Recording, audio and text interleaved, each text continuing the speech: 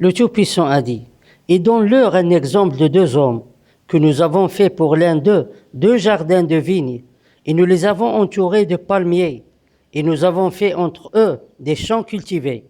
Les 2 jardins ont produit leur récolte, sans aucun manque, et nous avons fait exploser entre eux un ruisseau.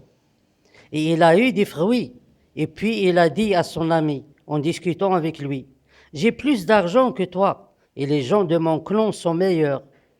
Et il a entré dans son jardin, coupable envers lui-même. Il a dit, je ne pense jamais que ceci périra, et je ne pense pas que l'heure arrivera. Et si je me fais rendre à mon Seigneur, certainement je trouverai ma récompense meilleure.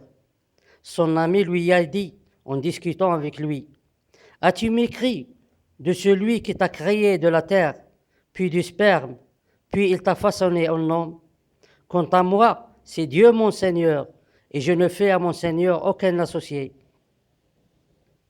Et si en entrant dans ton jardin, tu n'as dit que telle est la volonté de Dieu, et aucune force sauf de Dieu, si tu me vois moins d'argent et de fils que toi, alors il se peut que mon Seigneur me donne quelque chose de meilleur que ton jardin, et qu'il envoie du ciel sur ton jardin des calamités, puis son sol devient glissant, ou que son eau devient tarée, puis tu ne peux le demander.